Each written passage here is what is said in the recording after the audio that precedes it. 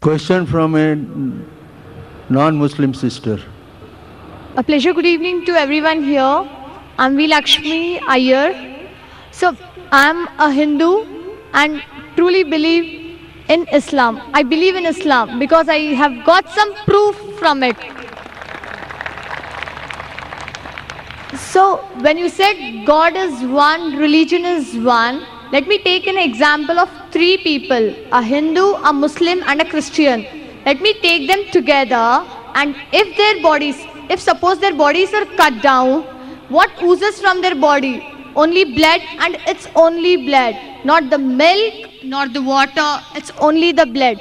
When you cut down, only the blood oozes. Why do we differentiate when we depart the body? The Muslims go with burying, and we Hindus, we go by lighting the fire. The sister says that she appreciates Islam, she believes in Islam, and I congratulate you and I welcome you to the faith of Islam, submitting our will to Almighty God. The question asked by the sister is that a Hindu, Christian and a Muslim all have got the same body, same blood, same constituent. But when we die, why in Hinduism do we burn the body? Why in Islam do we bury? Let's analyze the pros and cons and you decide which is better. In Hinduism, also they say you can bury the children, etc. But when you become an adult, most of the sects say you have to burn, you have to cremate. There are some sects which say you have to bury. But let's analyze the pros and cons between cremation, that is burning, and burial. If we analyze, in cremation, in burning, sister, there is a lot of pollution. When the body burns, a lot of pollution. In Islam, we have to bury. Why? Because today we have come to know that whatever constituents of the body is there, the earth, the soil, contains the same basic elements of the body in lesser or greater proportion. So from earth we come and to earth we return. Scientific. Comparison, point number one. In cremation, we burn the body, there is pollution. In Islam, when we bury, the land becomes fertile. There is no pollution, there is no burning.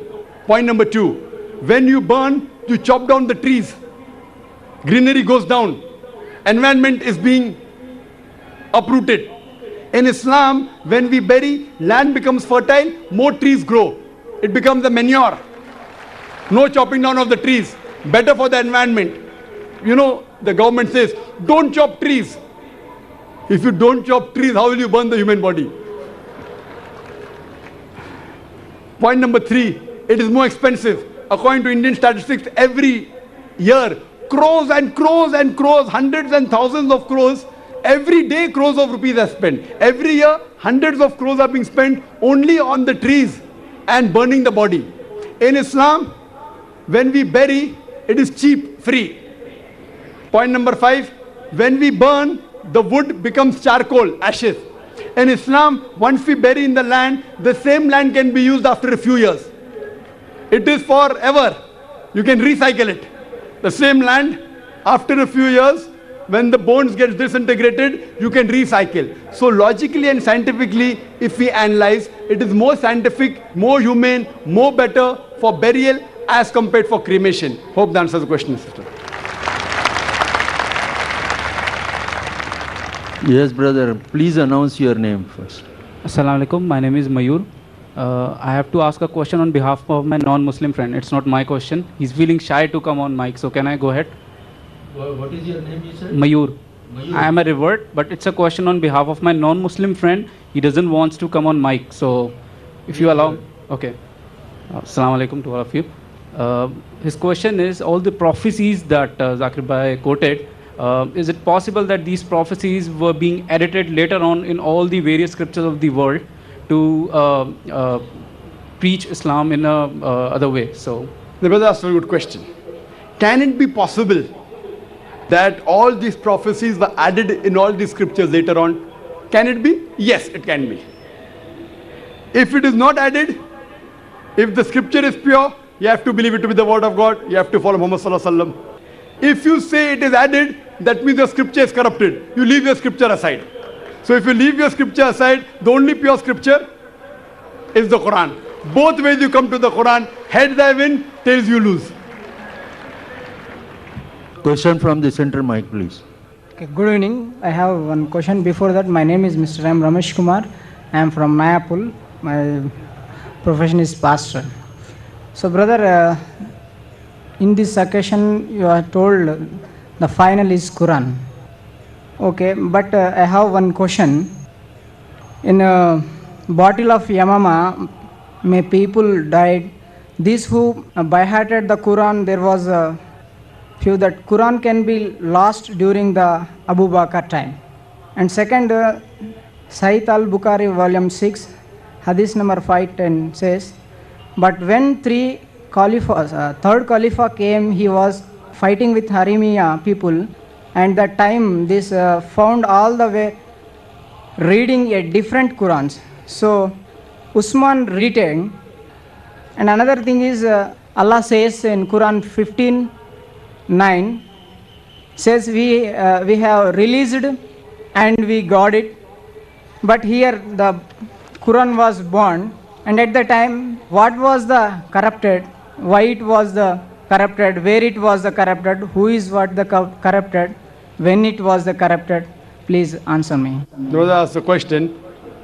He says, when the Quran says in Surah Hijr chapter 15 verse number 9, which I quoted in my talk, that we have revealed the Quran and we shall guard from corruption. So when the Quran says the Quran is uncorrupted, Allah says it's unadulterated, how come Sahih Bukhari says that the Quran was lost at Hazrat Abu Bakr's time, then third Khalifa Hazrat Usman came and he found different readings, and then how is it possible?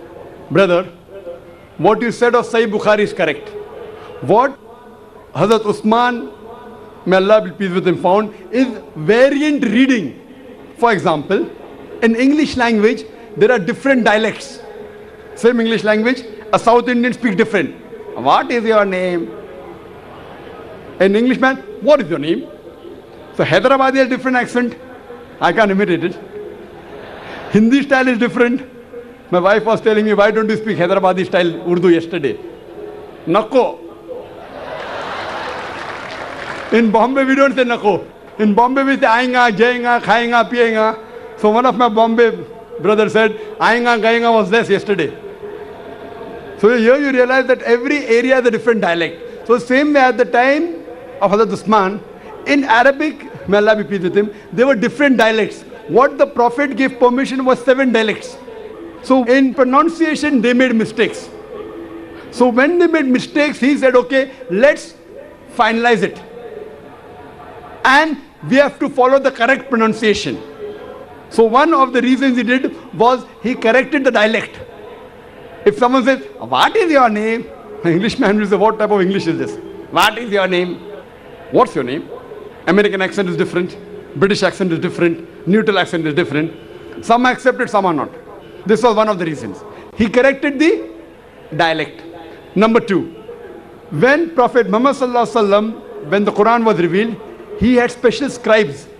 And he told the special Sahabas, whatever was revealed to him, he repeated it, and the Sahabas wrote down, he rechecked it. In that, Zayd bin Thabit, may Allah be pleased with him, he was the main person, and other scribes. Now, many of the Sahabas, when Prophet Muhammad said the Quran, they went home and wrote it through memory. So now someone hears my speech and goes home and makes points. It may be right, may be wrong. It will not be verbatim. But if I tell someone and check up, okay, I'm giving notes, write this, read it again, it's a mistake, correct it. So the copy that was kept with Muhammad Sallallahu Alaihi Wasallam was verified by him when he was alive. It was given to his wife Hazrat Hafsa, may Allah be pleased with her, who was the daughter of Hazrat Umar, may Allah be pleased with him. So it was kept in that custody. Now when people wrote on their own, from their memory, there are bound to be mistakes. So the Quran is not wrong. Even though there were notes of some people, Hazrat Usman said, now people should not get misled that that is the real Quran. So he said, okay, now I'll make copies of this and spread it throughout different parts of the world so that they will know this is the authentic.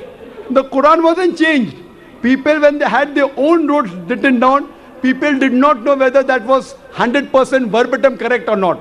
So Hazrat Usman, the third Khalifa, may Allah be pleased with him, he saw to it that he made a committee of the Sahabas and copied it from the original copy and spread it in different parts of the world, and one of them is even present in Tashkent in Koptaki Museum today. And if you analyze it, It is verbatim same. And today the Huffaz, even if you burn all the copies, today there are millions of Huffaz who know the Quran by heart. Even if you burn all the copies, hypothetically, yet if these people get together, they can again make the true verbatim Quran. Hope that answers the question. Any non-Muslim sister? Good evening to everybody. I am Mrs. Sutapa Sarkar. I am a teacher by profession. With due respect, sir, I wish to ask you a question. How is karma and moksha defined in Islam? And how is it indifferent while in practice? Sister asked the question that how is karma and moksha defined in Islam? Karma, sister, in the Hindu scriptures means deed.